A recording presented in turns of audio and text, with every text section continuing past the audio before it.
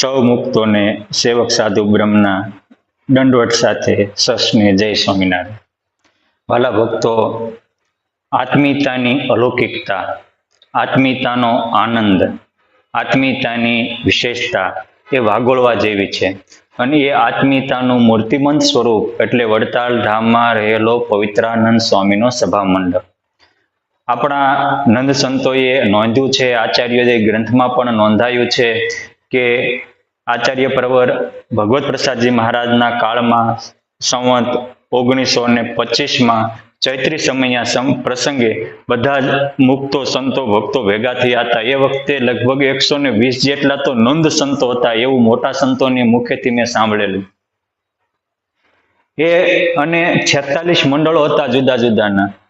પણ એ વખતની વિશેષતા એ હતી કે મંડળ પ્રથા તો મહારાજે બાંધેલી હતી, પણ એ મંડળ પ્રથા વ્યવસ્થાના ભાગરૂપે હતી, વિભાજનના ભાગરૂપે નહોતી. એટલે બધા સાથે રહેતા છતાં હળી મળીને રહેતા, દિવ્યાનંદને માણતા હતા.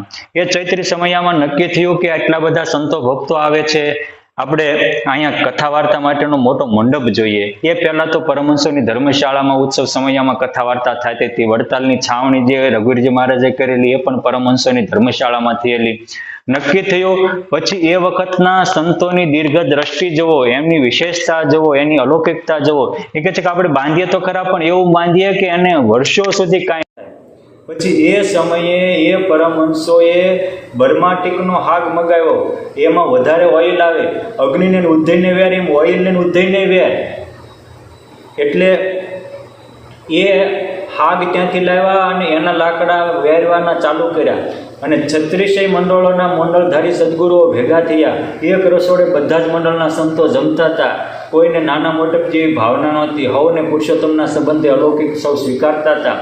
એ બધા જ પરમહંસો ભેગા ત્યાં મંડળધારી કહે છે કે એક ગાળો મારો, એક ગાળો મારો, એમ 46 મંડળ હતા. અને આજે પણ એ વડતાલના પવિત્રાનંદ સ્વામીના સભા મંડપમાં 60 થાંભલા છે, 46 ગાળા છે. એક જે દાદરા વાળો છે એ 2 ગાળો, એટલે 46 મંડળ હતા, પણ એ મોટા મંડળવાળા એ 2 ગાળાનું લઈ લીધું. અને બધા પરમહંસો પ્રેમથી પોતપોતાના ગાળામાં પોતપોતાના મંડળો લઈને કરવા માંડ્યા. 1945 ચૈત્ર મહિનામાં ચાલુ થયેલો આ વડતાલનો આવડો મોટો સભા મંડપ એ 1926 માત્ર 1.5 વર્ષમાં કાર્તિકી સમય આવ્યો ત્યાં પૂરો થઈ ગયો. આ આત્મીયતાની અલૌકિકતા છે.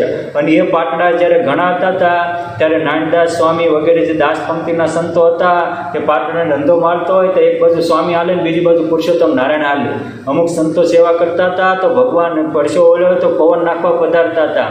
સેકન્ડ પણ ભગવાન ભૂલતા નહીં અને અલૌકિકતા અને દિવ્યતાનો આનંદ માણતા. આજે પણ આપણે કંઈક બનાવીએ તો 50 વર્ષે ધૂળ થઈ જાય. એ વખતે સંતોએ 800 વર્ષ કાંઈ ન થાય એવું લાકડું લાવ્યા. અને ટાઇલ્સ તમે જોઈ, ગાદીવાળા મેળાની ટાઇલ્સ, પછી આ પવિત્રાનંદ સ્વામીના સભા મંડપમાં નાખેલી ટાઇલ્સ એ કામ કરતા હતા. ત્યારે અત્યારે વડતાલના ચેરમેન પૂજ્ય દેવપ્રકાશ સ્વામી અને પૂજ્ય અમારે ભાઈ સ્વામી ધર્મજીવન સ્વામી એક થોડી જગ્યાએ ટાઇલ નવી નાખવાની થઈ તો એ પ્રકારની સ્ટાઇલ ગોતવા ગુજરાતમાં બહુ ફર્યા, કાંઈ મળે નહીં. પછી જોયું એક ચાલ ઉખાડીને તો એમાં લખ્યું હતું કે મેડ ઇન લંડન, ઇંગ્લેન્ડની બનાવેલી છે અને આને 600-650 વર્ષ સુધી કાંઈ ન થાય એવી છે. પછી ત્યાંથી આજે પણ એ કંપની છે ત્યાંથી મગાવી. એ વખતે સ્ટાઇલ નાખતા એ 600-650 વર્ષની લોંગ ટાઈમવાળી વિચારતા હતા. તો આ લોકનું ભૌતિકનું એટલું જે લોંગ વિચારી શકતા હોય એની આપણા અક્ષરધામ માટેનું અલૌકિકતાનું કેટલું બધું વિચાર્યું છે. અને એના એવા વિચારના પરિપાક રૂપે મોટા મોટા સદગ્રંથો રચાણા છે. એવા વિચારના પરિપાક રૂપે આવી ઓથેન્ટિક વસ્તુઓ બધી લખાણી છે ઇતિહાસમાં. સ્વામિનારાયણ સંપ્રદાય પાસે જેટલો ઇતિહાસ મજબૂત છે, જેટલો ઇતિહાસ દિવ્ય છે અને જેટલો પ્રામાણિક છે એટલો ભાગ્ય જ કોઈ પાસે હોય. તો અહીંયા તો વડતાલ મંદિરના પાયામાં 9 લાખ ઈંટો નખાણી એ નોંધાણું છે, ઉપર 12 લાખ ઈંટો ચણાણી એ પણ નોંધાણું છે. આવી નાની નાની વસ્તુઓ કેટલી વાર લાંપરતાભાઈને દર્શન દીધા એ નોંધાણું છે, કેટલી વાર તેજા બાપાને ચોકમાં દર્શન દેવા ગયા 777 વાર એ પણ નોંધાણું છે. કેટલી વાર સંતોની ધર્મશાળામાં પુરુષોત્તમ નારાયણ પીરસ્યું તો એ પણ નોંધવાનું છે કે 496 વાર તો પીરસ્યું હતું. હવે 496 વાર કાંઈ લાઈફ ટાઈમની વાત નથી. કેમ જે એ અત્યારે વડતાલમાં પરમહંસોની ધર્મશાળા છે એ 1874 ને 75ના સમયમાં સદગુરુ રામદાસભાઈએ બંધાવી હતી. એટલે ધર્મશાળા બંધાણી પછી માત્ર 11 વર્ષ જ શ્રીજી મહારાજ ધરતી ઉપર રહ્યા. એમાં છેલ્લા 6 વર્ષ તો નહોતા, એટલે 10.5 વર્ષમાં 496 વારની આ પીરસ્યું છે. હવે તો આખી જ્યારે પુરુષોત્તમ પધારતા ત્યારે કેટલી વાર પીરસાણો હશે અને કેવો દિવ્ય આનંદ લીધેલાનો હશે એ તો જાણે એ માણે. માટે આવી એ વખતના સંતો જેવી આપણામાં પણ આ એકતા રાખીએ, એ વખતના ભક્તો જેવી આપણે પણ મોટું મન રાખીએ, એકબીજાનું થોડુંક સહન કરી લઈએ, જાતું કરીએ અને ભગવાનમાં પ્રીતિ કરીએ. મોટા સંતો કહે છે કે મન ભરીને જીવવું હોય તો મનમાં ભરીને ન જીવવું. આંખ દાંતમાં જમતા જમતા એકાદું કોતરું હલવાઈ ગયું હોય તો ન કાઢીએ ત્યાં સુધી જીભને શાંતિ ન થાય. અરે એક નાનું એવું કોતરું હલવાનું હોય તો શાંતિ ન થાય, તો મનમાં બધું ભરી રાખશું તો જિંદગી હરામ થઈ જાય છે.